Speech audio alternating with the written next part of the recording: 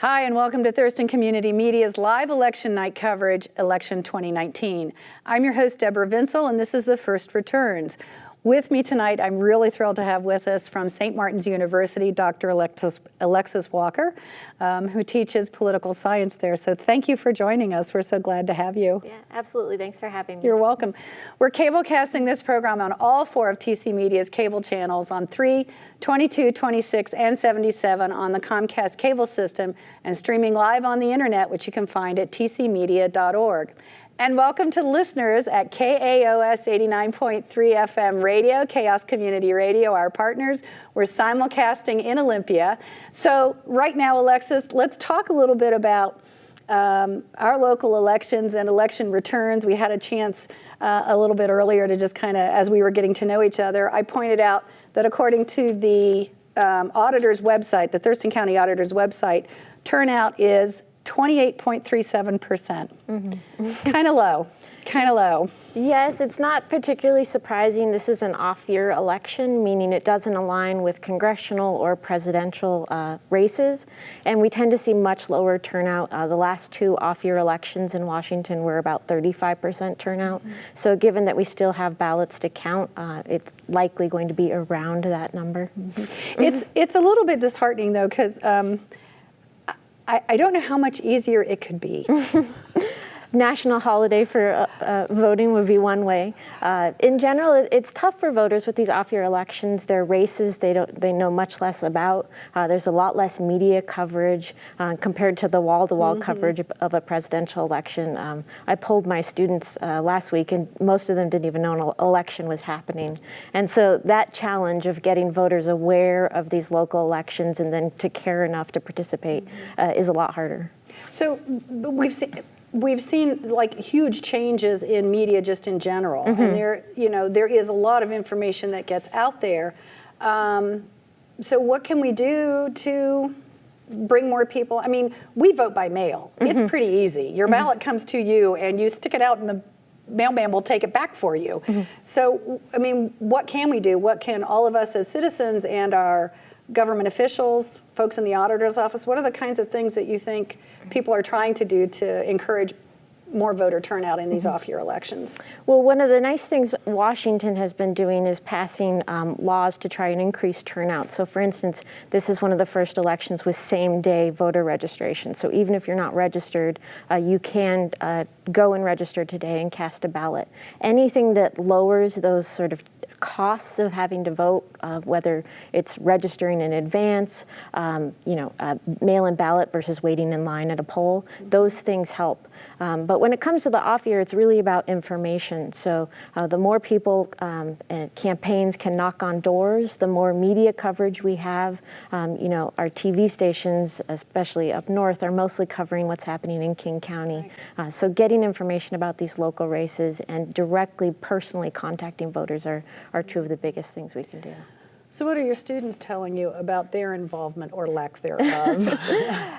In general, when it comes to this off-year election, I was pestering them quite a bit. But we have seen a bump in youth turnout since 2016. The 2018 midterm, there was a rise in youth turnout. So there's potential for growth there. But still, 18 to 24-year-olds, they're our biggest demographic in the country of voting age people. They are our lowest voters. So there's certainly a lot of improvement to be made when it comes to the youth. So what do they say to you? I mean, if that's the biggest demographic but the lowest turnout per demographic, why are young people just not interested or engaged? I think there's a variety of reasons. One is voting becomes habitual. So if you haven't started that practice, then you're already behind. Our country is also unique in that voting is a 2-step process. You have to register and then vote. And so for a lot of students, they aren't registered in the first place. So considering automatic voter registration, which Oregon has recently implemented, would be another step. For students, a lot of them are mobile. They're away at school. So where do they vote? Do they vote back home? Do they vote back at school? For a lot of them, the trouble of figuring that out is maybe too much. So what has piqued your interest about our local elections this cycle? I think homelessness is the sort of signature issue. It's front and center for people driving around Thurston County. It's leading to conflicts in city councils trying to figure out how to deal with this pressing problem, and interrelated the housing shortage. So I'm really interested to see if this leads voters to sort of push back against incumbents. Usually incumbents, those already holding office, have a real advantage in elections, but our voters may be fed up with the sort of feeling of lack of progress on homelessness. I'm interested because you work with young people, obviously, and is that what they're sharing with you? Are they saying that this is an issue that we see and we're concerned about, or are there other issues that they're more concerned about relative to, especially local elections? And I know with your student population, because some of them are foreign students too, you know. So, but what are they saying is really keying their interest in? I think in general, if you were to ask the students, it would be student loan debt as sort of the central concern for them, and then employment opportunities, which is interrelated. You know, how is the economy doing? Is there space for them to succeed yes, the Pacific Northwest is booming, but does that mean there's a place for them after they graduate as well? Okay. So one of the things that you mentioned earlier, and I kind of want to loop around back to it, about making it easier to vote. And as we've mentioned, you know, we're an all vote by mail community, so your ballot comes to you, you fill it out, you put it in a mailbox or you put it in a drop box to return it. But sometimes people don't know how to vote. Has anybody expressed that to you as like, I just don't know how to do it? I don't know if I've encountered that. Certainly a lot of misinformation. One of the things that's challenging in the United States is every locality is very different in the process of voting. So it's not like we could tell you nationally, this is the way to vote. It is very localized to figure out, you know, I came from Florida that was go to a polling place versus here mail-in balloting. So everybody, there is an extra responsibility to figure out your local system. What about voter education? Do you see it as something that is increasing in our communities? I think it's a struggle. I think schools have a challenge balancing all of the things they need to teach, and civics education is maybe one of those things that's been less prioritized. Okay. So on the topic of voter education, TCMedia has had a long-standing partnership with the League of Women Voters, and their purpose is to make sure that people understand their rights to vote and to encourage it. We're proud to collaborate with them on their voter education efforts, such as primary and general election candidate forums. One of the things their partners at the League have done is shared a short video, and it's called How to Vote. Now, we recognize that most of the voting is already done, but this is the kind of work that organizations like the League of Women Voters are doing to help educate voters in our community and around the state. We'll be back in a few minutes. Take a look at this.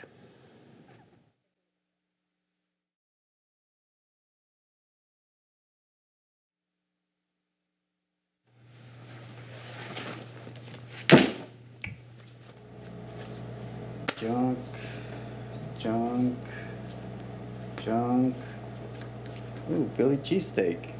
Junk, junk, junk. Whoa, Juan Carlos, this ain't junk, bro. What? I never opened those. Who cares? Is this your water? Yeah, that's my water, and this is your ballot. It's super easy to vote. Well, it's just, you know, life is busy, and I don't really think one vote will make a difference, so... Okay, Mr. Busy. We got a lot of stuff going on right now at the state, local, and even national level. Every vote counts. Come on, I'll walk you through it. We're pretty lucky we live in Washington State. You don't even have to leave your house to vote. Get your voter's envelope, take out your ballot, open it up, of course, fill it out next to the candidate or initiative of your choice. And even if you don't agree with any of the candidates, you can write your own. I voted for Sasquatch one year. Thought they'd make a better representative. After that, just close it up, put it into the security envelope, back into the regular envelope, and bam.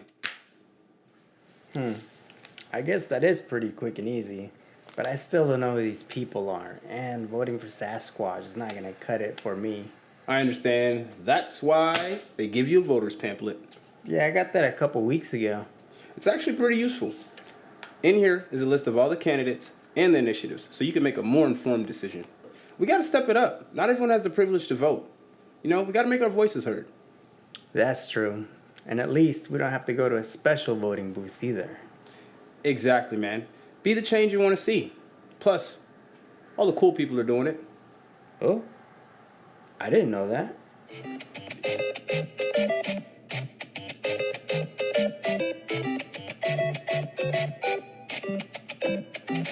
Now for the last step. Thank you. Whoa, Juan Carlos. Did you date and sign that? I didn't, I forgot. Don't trip. I got you, bro. Oh, nice, man. Yeah. Bills. Just another garbage haul. Painless? Yeah. Do I get one of those voter sticky things now? Do I look like I just carry those things around? Gosh, job's done here.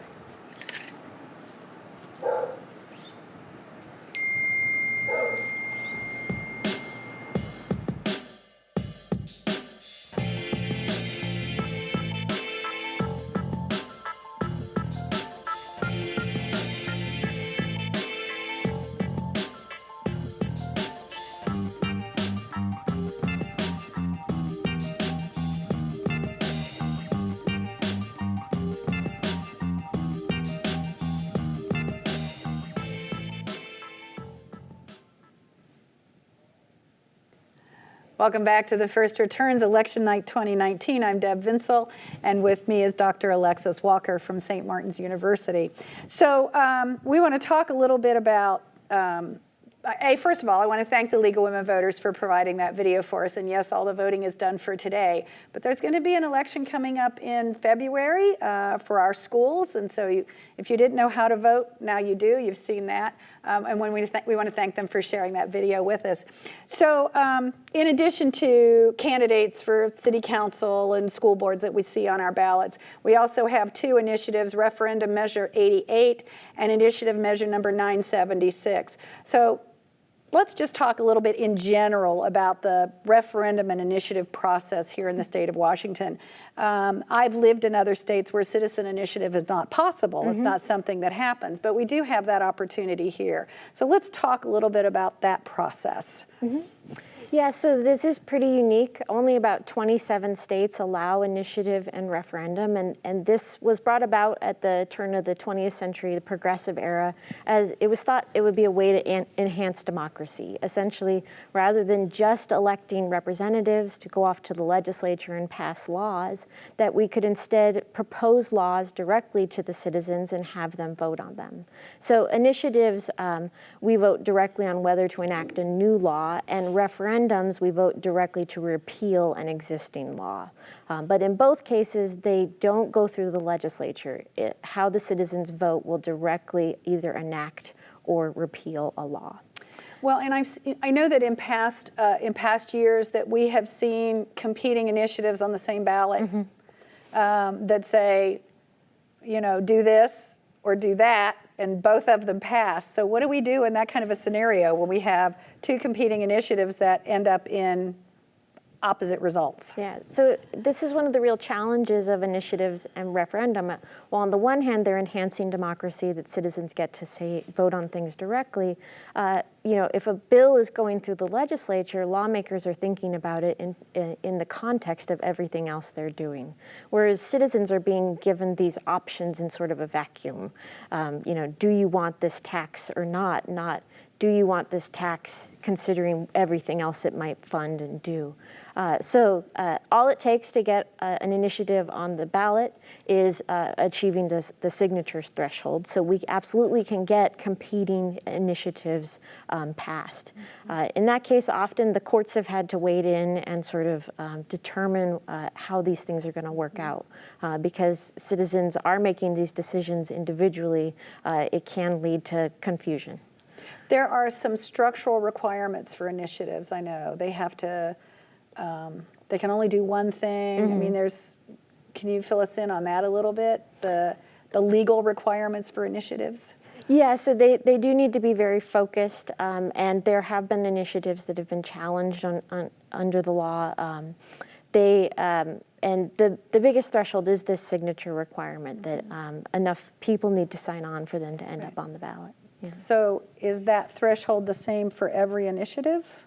Yes, I believe so. Okay, so X number of people have to sign on, and then it becomes a ballot measure. Correct. And it doesn't cost a whole lot to file an initiative. No, as long as you can get the signatures. There's been some controversy about having paid signature gatherers and things, but yes, as long as you can get enough valid signatures. Okay, well, let's talk about the two that are on the ballot. We have referendum measure 88. According to the Secretary of State's website, and these are statewide results, it's currently being rejected statewide by 62% to, or 55% of the vote to 45% of the vote roughly. So this, I remember reading this one when I filled out my ballot, and this felt like a no means yes and a yes means no's kind of situation. Yes, it does, in the sense that the legislature passed a citizen initiative in April of 2019, and R88 is essentially a referendum on that act by the legislature. But the main thing to know is that a yes vote on R88 is affirming instituting this form of affirmative action. A no vote is saying you do not approve of what the legislature did, and we should continue to not allow this form of affirmative action. So can you give us a little more detail specifically about what it was Initiative 1000 and Referendum 88 would be to repeal Initiative 1000. What was that about? So Initiative 1000, we actually have to go even farther back in time. In 1998, another initiative passed that eliminated affirmative action in the state. And so passing R88 would essentially reinstate it. The law, if it passed, would allow the state to use certain characteristics, particularly race, as one factor among many when making hiring, admissions, or contract decisions. It could not be the sole determining factor. Race could not be the sole determining factor. And you could not pick a less qualified candidate based on race, nor are quotas allowed, but simply that race could be one factor among many that's considered. At the moment, that is not allowed. Okay, so if this is then rejected, that means that Initiative 1000 would be repealed. Correct, Okay. meaning race could not be considered as one factor. Okay, well, so far statewide, it is, and these of course are early results, but statewide, it is being rejected 55.5 roughly to 44.5%. So there is another initiative on the ballot, and that is Initiative Measure 976. Let's talk about that one. It's a little more infamous. Infamous, but more straightforward to understand. Right. That this would lower most vehicle car tab taxes to $30 a year. It would also repeal the local authority to add more taxes to pay for local transportation improvements like road paving. So capping the car tab tax at $30 a year for most vehicles. Right, and it has a fairly high profile supporter. Yes, Tim Eyman, who the Seattle Times has called a serial initiative filer. For decades, Tim Eyman has been using or trying to use the initiative process to limit the ability of the legislature to pass taxes and to repeal existing taxes in the state. He tends to have at least one initiative pretty much every election On every season. ballot, right. And actually, he came to prominence with Initiative 695, like, I don't know, 15 years ago, something like that, which was very similar. It was the $30 car tab back then. And when it passed quite soundly, as I recall, but it had a fairly serious impact on transportation and roads and that type of thing because it eliminated funding. Yes, absolutely. And this is one of the struggles with initiatives is voters are given these choices in a vacuum, that it's simply, do you want this tax or not? Not, do you want this tax or not, and lose all these services that this tax is paying for. Washington is one of 7 states that doesn't have an income tax, so we're very reliant on other types of taxes like the car tab tax. And some estimates are that this would be cost about $4 billion over the next 6 years in transportation money at the state and local level. So a really significant cut to the state transportation budget. I know one of the things that happened when 695 passed was a lot of matching federal funds went away because there weren't state funds to do projects. So it was, there was a huge chunk of money that came out of the state budget, but it was almost doubled by the loss of the federal funding. Right. So, yeah, and at the local level, the same thing happens, that the state matches the funds that cities are spending on roads and other transportation projects. So that matching money might also go away. Well, right now, that initiative is passing. So again, it's one of those kind of vote your pocketbook kind of scenarios. So, but again, it's early, and these are just the results that we've received so far. So I'm kind of wondering, do we want to move on to another video right now? Okay, I got a yes. The people talking in my ear. Okay, so the ballot boxes are closed, and the Thurston County Election Center is busy counting up the ballots that they've already received. If you dropped your ballot before 4 o'clock this afternoon, it will be counted today. And if you've dropped it in the mail today, obviously it's not going to be counted, but will be counted in a couple of days. The results from today's count will be coming in any minute. But while we're waiting, have you ever wondered what happens when your ballot arrives at the election shop? We're going to take a look at the journey of the ballot and have a brief word from Thurston County Auditor Mary Hall.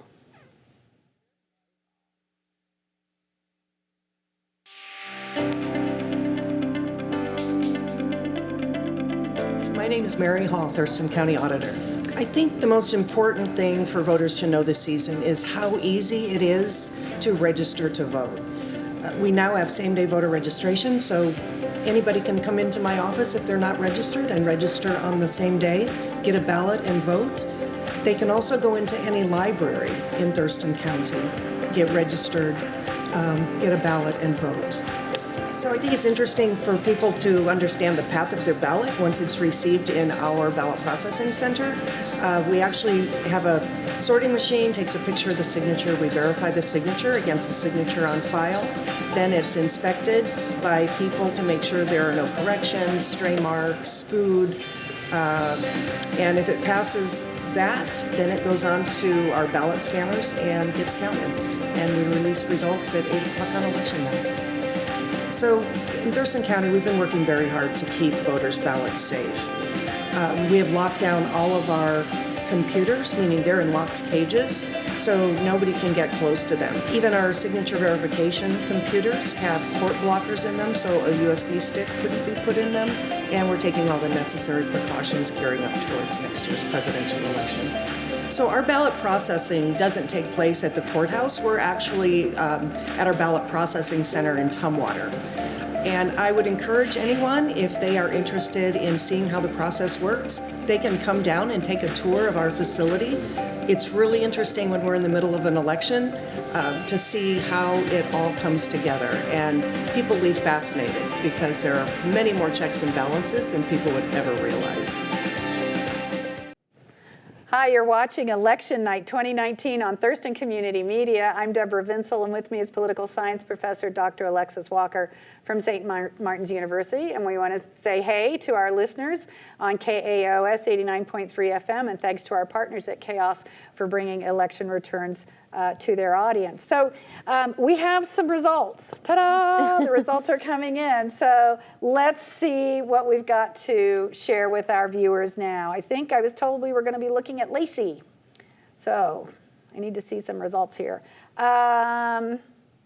Let's see. According to what I have in front of me here, I don't see it up on a monitor yet. Are we there? Do we have it? There we go, ta-da. Lacey City Council position number 1, Malcolm Miller and Sarah Jean Morris. You can see here that Mr. Miller is leading with almost 53% of the vote, and Sarah Jean Morrison with 36.67% of the vote. This is an open seat. Yes. So it's interesting that we don't see open seats often on our city councils. No, it's an open seat, and it's also interesting that they're both newcomers to politics. Neither of them having held elective office before, so interesting to see such a strong result for Miller, given that they both are sort of having to make their name and really getting their start in politics. Okay, but it's early, and again, we're only going to have one set of results tonight. Normally on election night, with our all-mail ballot or vote by mail ballot, we have one set of results. So we're not going to see these results change, but that doesn't mean that they can't. So, moving on, position number 2, City of LACEY. Right now, we see that, as I'm looking at this, Lenny Greenstein is leading with 46.64% of the vote, and Harold Jones has 41.74% of the vote. Greenstein, again, the incumbent there. Yes, he is. He's also the most conservative member of the Lacey City Council, often sort of the lone no vote on the City Council. But Jones, these aren't these are nonpartisan elections, so we don't necessarily have a liberal versus a conservative. Jones also pretty conservative in his policy positions, but Greenstein as the incumbent likely has an advantage. Okie dokie. Moving on, City of LACEY, position 3, Linda Zeman and Ed Kunkel. And we'll have those results come out right now. That's, this is interesting. So Zeman was actually appointed to the seat she's in. She is trailing right now, 43.54% of the vote to Mr. Kunkel's 46.94% of the vote. So let's talk about this a little bit. She was appointed to this position when Rachel, her name is escaping me, a former council member stepped off the council. So what do you think? It is a little surprising. Always incumbents have this advantage, but she was appointed, not elected beforehand. She's young, only 32 years old. She says this is a real advantage for her, given Lacey's young population, and more sort of progressive. Her top priority is addressing homelessness and related issues of mental health and addiction treatment. But Kunkel is a lifelong Lacey resident and a veteran, and offering a more sort of conservative position on lowering taxes and sort of a more law enforcement approach to homelessness. So hard to know if homelessness was the big issue, but they're offering very different approaches to it. Well, again, this is just the first set of returns. There will be at least 2 more counts, I know, and then the election isn't certified for another 2 weeks, I think it is. So we'll have to keep an eye on some of these races as they come in. Moving on to City of Olympia, position number 2, I think it is we're going to. And is that what we have coming up? Oh, okay, there it is. Position 2, Jessica Bateman and Phyllis Booth. Jessica Bateman is the incumbent here, almost 60% of the vote right now. That's a pretty significant lead. Yeah, and she's had a lot of success sort of championing issues on the city council. She's brought a lot of policy expertise and has some really broad support from progressives in Thurston County, so I'm not too surprised by this result. Okay, and then we also have City of Olympia, position 3, Danny Madrone and Matt Goldenberg, I apologize for that. According to what I'm looking at, Madrone with 61.34% of the vote, and Matt Goldenberg 27.85%. Now this is an open seat because this is Nathaniel Jones' seat, and he's running for mayor. Correct, yeah. So again, interesting with these open seats, it's up for anybody really. And Madrone and Goldberg a really collegial race, a lot of sort of overlapping policy positions, but maybe difference in emphasis, with Madrone focusing more on environmental issues. She had a lot more success getting sort of establishment endorsements like Congressman Denny Heck, labor unions, the Thurston County Democrats, and I think those endorsements really helped her with name recognition and legitimacy. Okay, so now up we have the race for the mayor of the city of Olympia, and of course this is one that people are looking at very, very closely.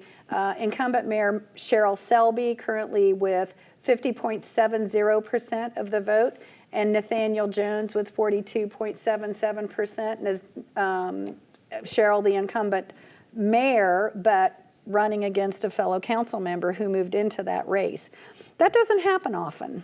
No, it doesn't, and especially with Jones being quite explicit that it was sort of his frustrations with Selby that drove him into the race, arguing especially on this issue of homelessness that he felt that she was sort of putting out fires, like piecemeal policymaking on homelessness, where he was arguing we need to take a step back and have a much more comprehensive approach.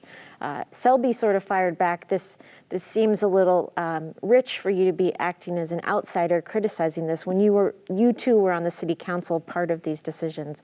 So in some ways, one of the more heated races going on today. Okay, so those are our council races for now. We'll have more results coming up in a little bit, as I know there's flying fingers in our control room trying to get more things done, but I have been told that we also do have the results from Tumwater and also from Yelm. So for the city of Tumwater, position number 1, that is Pamela Hansen and Leota Dahlhoff. Leota Dahlhoff is the incumbent in that race. Dahlhoff with 56.32% of the vote, and Pamela Hansen with 31.22% of the vote. So, not too surprising. She has a lot of roots in the community, served on community organizations and nonprofits, and a lot of experience. Dahlhoff brings a lot of experience, and as the incumbent, has an advantage. Now, there. she was appointed to her seat, and so this is her first campaign for the seat. So we're seeing a little bit of a different result here than we were in the Zeman race in LACEY. Yeah, absolutely. Okay, and okay, so moving on, position 2, City of Tumwater. Tom Oliva is, we won't have that graphic. Tom Oliva was running unopposed. We want to thank him for stepping up again to run for his seat. Also in the City of Tumwater, position number 3, Michael Pavlich and Joan Cathy. Joan Cathy, the incumbent in that race, currently with 53.04% of the vote. Michael Pavlich with 36.11% of the vote. I think this is Joan's 3rd term? Yeah, she's served for 12 years already. So certainly that, she has the experience and track record. Pavlich is really connected. He's been in Tumwater 37 years as a firefighter, but a lot of his campaign was really focused on police and fire issues, whereas Cathy offers sort of a more comprehensive policy package. Okay, and the final race in Tumwater, position number 7, incumbent Neil McClanahan against Charlie Schneider. And right now in that race, the incumbent is not coming out on top. That's a pretty significant gap in that race. Charles Snyder with 51.46% of the vote right now, and the incumbent McClanahan with only 37.6. Yeah, I thought this might be a tighter race. McClanahan is a 15-year incumbent, so normally we would expect him to win a race handily. But Schneider is a very formidable opponent. They share a lot of policy positions, but he's also worked very hard to beef up his credentials, including attending Tumwater City Council meetings for the last 2 years to familiarize himself with the process. And he managed to get the Olympians endorsement, which I think sort of speaks to some momentum on his part. Great. So moving on, City of Yelm. We have position 1 in the City of Yelm. E.J. Curry against James Blair. This is a fairly close race. This is one of those that it might take a couple days to figure out. Curry with 47.79% of the vote, and Blair with 46.69% of the vote. That's a tight race. Yeah, an open seat, hard to see which way it's going to fall. So what do you know about these candidates? Curry is a lifelong Yelm resident and a Yelm business owner. Her biggest issue is infrastructure.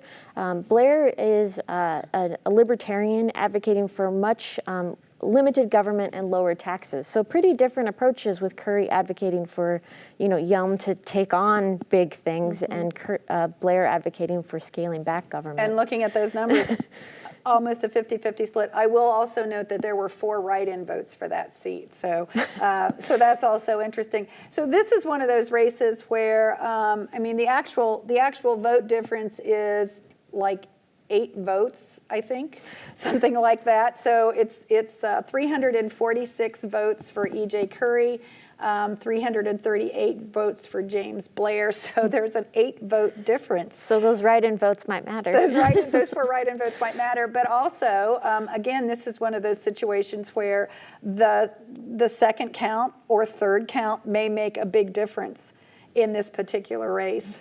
Okay, so I think, moving on to position number 2 in Yelm, Cameron Jane and Molly Carmody. Cameron Jane with 25.55% of the vote, and Carmody with 63.54% of the vote. So, not too surprising, Carmody was the incumbent, also a very experienced. Jane, sort of an outsider candidate, not necessarily backed by any of the establishment parties or groups. Okay.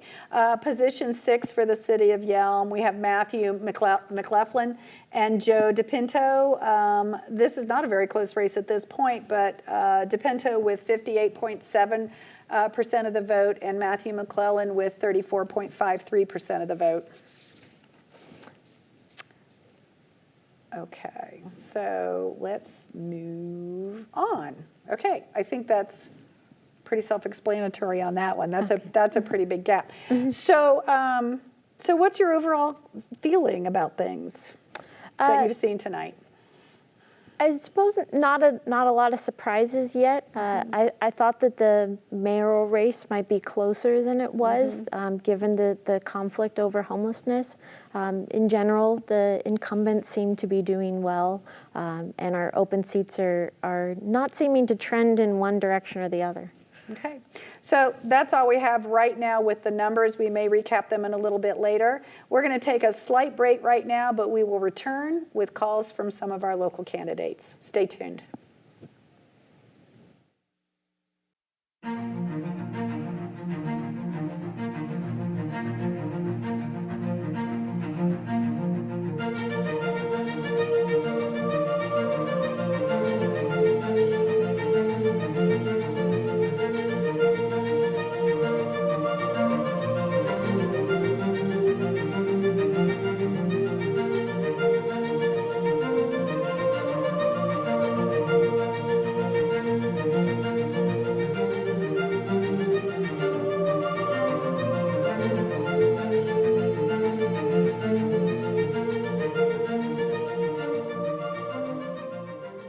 Welcome back. We're so glad to have you here for the first returns at Thurston Community Media. I'm Deborah Vinsel, and with me is Dr. Alexis Walker from the St. Martin's University. And again, we want to say hello to the listeners on the Chaos radio station, 89.3 FM here in Olympia. So it is my understanding that we have Malcolm Miller on the phone. Mr. Miller, are you there? Hello, I'm here. Hi, how are you? Hello. How you doing? I'm good. Yeah, it's a good night. Yeah, it is good. It is good. So you decided to run for LACEY City Council, and the night is looking pretty good for you. Tell us a little bit about why you were intrigued enough to do this, to throw your hat into the ring. What was it that caused you to do that? Well, I was doing some volunteer work, and I was approached by some people who said, hey, we really have admired the work that you've done through the Thurston County Coalition Against Trafficking. I've been the 5K director for the last couple of years, and asked me if this was something that I would consider. And I said, I'll get back to you, and I'll let you know if I can consider something like this. I talked to him a little bit more and found out, exactly, what it means to be a candidate and to be on city council. And then I talked to my wife about it. And I talked to Pastor Dave at the church, Capital Christian Center, and then I gave him a yes. There you go. So obviously campaigns like this don't happen, in a vacuum, and you certainly don't do it by yourself. So are there folks that you would like to, give some props to for assisting you in this journey? Absolutely. Rose Gunderson was very helpful. She started the Thurston County Coalition Against Trafficking, and she's a part of the Washington Engaged Board. Jason Hearn, Virgil Clarkson, Greg Cuyo, several people have been instrumental in giving me really good advice. Troy, the city finance manager, I had help from so many different places and so many different angles. Jean-Pierre and Carrie down at Jean-Pierre's 316 restaurant. Those are good friends. They helped me out. There was just so many people that came together to make this happen and to get us as far as we have right now. Great. Well, you have a pretty commanding lead tonight, so congratulations on that. What has been something that has been most surprising in your campaign journey? It's a lot of hard work. There's multiple facets of it. It's strategizing with your team. It's, getting out and knocking on doors, talking to people, and really listening to what they have to say. That was probably the funnest part for me. I think the things that I liked the most out of it was that, people will come together for a cause, even if it's not their own, and people, will help if they see you, working at it. So, talking about it is one thing, but, working at it is a whole different thing. Pulling yourself away from, your favorite sport so that you can go knock on doors and stuff like that. So you made some sacrifices along the way. Yeah. There's a lot of sacrifices that need to be made. There's buy-in that you have to get from your family and friends. There's money that you have to go out and raise. And so many different facets of it. There's a lot of groups that came together who said, yes, we will endorse you. After listening to me, I was very happy about that. And this is really more a win for the people who have said, what, we want you to, make the changes that you think, that you've told us about, and we will get behind you to help make those changes. LACEY is in a strategic position to grow. We need to expand our retail tax base and deal with our homeless issues. Well, you just answered the last question I was going to ask, so I'm just going to say thank you for throwing your hat into the ring, and congratulations on your success so far, and good luck in your future. Thank you so much. I appreciate that. And thanks for joining us tonight. You're welcome. That was Malcolm Miller, who is a candidate for LACEY City Council, and we want to thank him for joining us. So I've been told we have some results from the Port of Olympia also, so we're going to talk about that. If I can find them quickly here, probably not as quickly as my staff can if you just pop the graphics up. So Port of Olympia, Joe Downing and Helen Wheatley. Right now, the incumbent, Joe Downing, with 46.45% of the vote of the vote. Helen Wheatley with 41.46% of the vote. So that's a close race, but not, as close as others we've seen. Mm-hmm. Yeah, an interesting race. So Joe Downing, the incumbent, a lot of experience on the port, both in his current position and as on the Port Advisory Committee. The real sort of conflict or difference here, both of them supporting environmental policy, but Downing arguing we need to sort of balance this with protecting and creating more jobs at the port. Helen Wheatley is an environmental activist, previously worked on trying to clean up the Hanford nuclear site, advocating for a much stronger stance on a much stronger approach on environmental policy at the port. So Whereas Downing had, endorsements from labor unions, seeing him as the person for jobs. Wheatley got a lot of the progressive and environmental groups' endorsements. Yeah, well, there's almost a 2,000 vote difference between the tallies here, and in this case also 231 write-in votes. So I always love it when we see the write-in votes. So that one's probably not going to see a lot of changes over the next couple of days in those figures. But again, this is just the first set of results. Several more counts to happen, and again, all of these results that we're seeing tonight are only from the ballots that were either picked up from the drop boxes prior to 4 o'clock tonight or actually received in the mail today. So if you dropped in the drop box after 4 o'clock or dropped your ballot in a mailbox to be returned via U.S. Postal Service, it could be a couple days before those ballots are actually counted. Okay, so I want to loop back around to initiatives and referendums and agenda, and the initiatives and referenda. The other thing we saw on our ballot today were 10 or 11 advisory votes.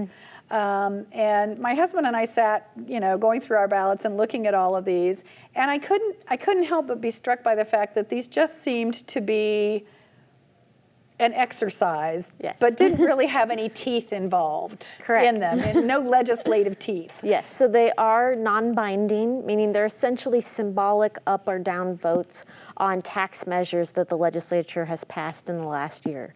These are actually another product of Tim Eyman. In 2007, there was another initiative that he spearheaded that mandated that any tax increases go on the ballot as these symbolic votes.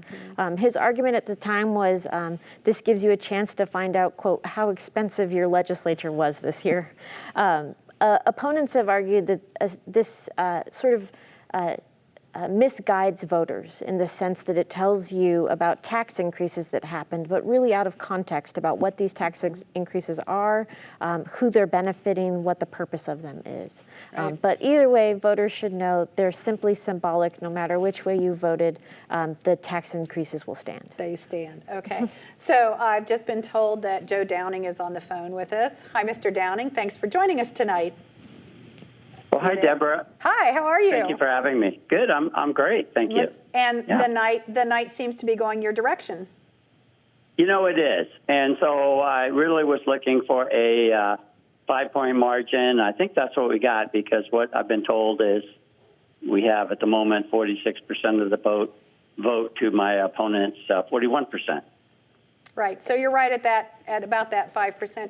So, and as I've explained to the viewers, that this, it's a 5-point difference is a significant margin, but there's a lot of ballots yet to be counted. So what are you looking forward to over the next couple of days? Oh, over the next couple of days? Well, I'm confident. I'm extremely confident of winning this race. So really what I'm looking forward to very much is my next 4 years as park commissioner, working with Commissioner Zita and Commissioner McGregor and our new executive director, Sam Gibney. We're really focusing on port operations and focusing on new opportunities, both cleaning up the environment, but also, economic development opportunities throughout the county. So the port has a unique mission, and we're working that mission to our full extent. Great. So as I talked with Malcolm Miller from LACEY earlier this evening, and I'll ask you the same question I asked him.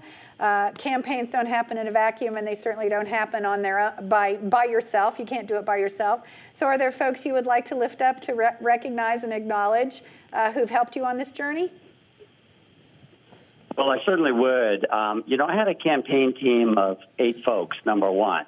So we had strong Democrats from the Democratic Party, and we had independent folks. So I'm talking about Joe Heyer and Deb Patton from the Democratic side. And then we had folks from my first campaign, Frank Gorecki and Clydia Kuykendall. Then my wife, Myra, was the campaign manager. So she brought it all together and kept us focused. And so we received input from a lot of people. I'd like to say we had a couple of closet advisors, folks that would take us aside over coffee and say, I hope you're doing this or hope you're doing that. So we had a lot of good input, and we had a lot of community support. We had 252 individual contributions, and a few of those were repeat contributions, but that's a wide swath of people. So I'm quite proud of that, of the effort and the community support we had. So was there anything different in this year, in this campaign, than you've experienced in the past that might have surprised you? Well, that's a good question, Deborah. So, my opponent was a worthy opponent. She had a strong team behind her, and I think she had some sort of community organizer person as her campaign manager. So, they were good, and so we had to up the ante. So, yeah, it's fair to say that we worked a lot harder for this re-election campaign than our initial election campaign 4 years ago. We just worked harder. We kept up in the ante. I can tell you now that we doorbelled 8,000 doors, and I felt like our initial goal was 5,000 doors. I thought, well, 5,000 ought to do it. And then we just kept doorbelling. So, that's a lot of personal contact. So pretty proud of that. Great. So what's the one thing about the campaign process that you like the most? Or is there anything about the campaign process that you like? I guess I should ask. Deborah, I would have to say that, off the top of my head, what I tell people now is I really got in touch with the voters and the electorate and the mood of this county. When you're out there talking to so many people and you're having to vocalize your positions, like when you're in a forum, when you have to actually vocalize it, then you really have to believe in what you're saying. So I gained a lot of clarity, both in terms of what the community would like to see happen with the port and also my personal beliefs about the port. So I gained a lot of clarity in both those areas. Great. Well, I want to thank you for taking time for joining us tonight. I know you probably are with some folks celebrating this evening. And thank you for your service on the Port Commission. We appreciate that you wanted to step forward and try it again. So thanks for joining us, and good luck in your future.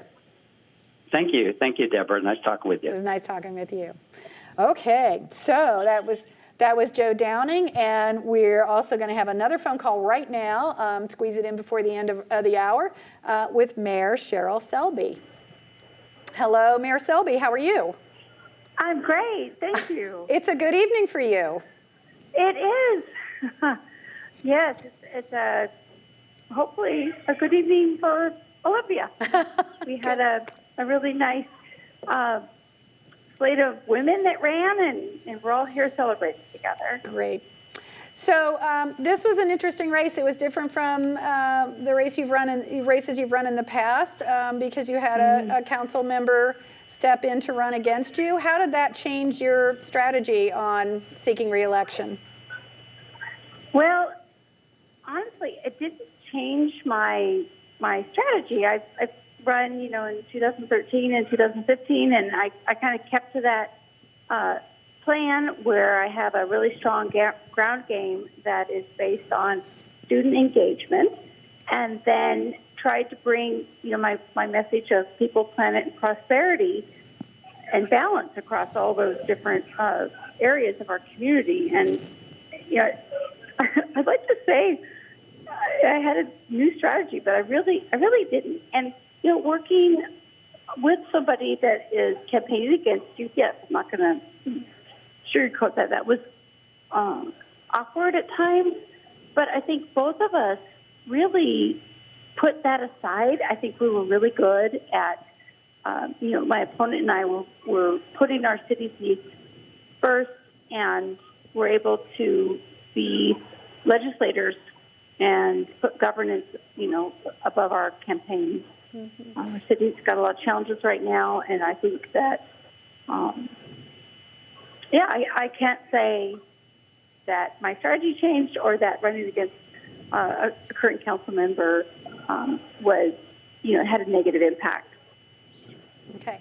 So, Cheryl, are there folks that you would like to lift up to acknowledge and recognize who helped you with your campaign this year? Oh, absolutely. I was really humbled by the amount of support I had. I I think I broke a record for fundraising for a city council race in Thurston County. I think people wanted somebody that did speak for small businesses, as well as our social service sector and our public employees. And so, my endorsements were deep and broad. I definitely have to thank my husband, Jeff Engel. He's a nonprofit leader here in the area, as executive director of the Big Brothers Big Sisters, and so we both understand the importance of going upstream to solve some of our most troublesome challenges and intersecting with young lives. So, my husband, and then my campaign manager was young, another young woman that it was just awesome to be able to work with. And so probably, family and a great campaign manager. Great. Well, congratulations. It looks like a really good evening for you. And this is a pretty significant lead that you have right now. And again, still with some ballots to count. Well, we want to thank you for stepping up to run again and for your service to the community, and wish you the best in the future. Thank you so much. And thank you for all the work that you do to, put our local, needs and politics and all the different issues out there for people to engage with. So, TCM's a big contributor to our community, the quality of our community. Well, thank you for that. It is our pleasure. And thanks for joining us. Have a great evening. Thank you. Take care. Okay, so that was Mayor Cheryl Selby. And it looks like she will be returning to that office. She has a fairly significant lead over Nathaniel Jones, her opponent. I did want to point out a couple of other races that we haven't mentioned earlier, and I'm just going to read through these. In Tenino, we have the mayor's in the mayor of Tenino. For the mayor of Tenino, Wayne Fournier is winning his race with 53% of the vote. Or actually, he's running unopposed. We also have, where did it go? I had another one here I was going to read, but it has escaped me, and so has time. Time has spun by. I want to thank you for joining us tonight, Alexis. It really has been a pleasure having you to help explain things. Because it's always interesting when we go through local elections and have some state referendums to have somebody who can give us a perspective about it. So thanks for joining us. I hope we'll see you here again next year. Yeah, thank you for having me. And thank you for watching The First Returns, TC Media's live election night coverage. Thanks to our friends at Chaos Radio, 89.3 FM here in Olympia, for carrying our audio signal live on their air. The First Returns Election Night 2019 was produced by Andrea Capere, was hosted by myself, Deborah Vinsel, with our special guest, Dr. Alexis Walker from St. Martin's University. Our show was directed by Robert C. Neal, graphics by Kara Gasulga. Our audio engineer was Fletcher Ward, and camera operator was Aaron Sinego. Bob Hoyt was our floor director and also camera operator. Lighting and set design led by Dan Bennett. Our segment producers included Andrea Capere and Fletcher Ward. Teleprompter and phone operator, Andrea Capere. Our streaming engineer was Andrew Ebright. And last but not least, Kate McHugh, our channel operations specialist, who got us on all 4 of our channels this afternoon. We want to thank Thurston County Auditor Mary Hall and her office for being so generous with their time, to all the candidates who ran. And again, thanks to our friends at KAOS 89.3 FM for simulcasting the audio portion of our program. Thanks for watching and listening, and be sure to tune in again next year for The First Returns.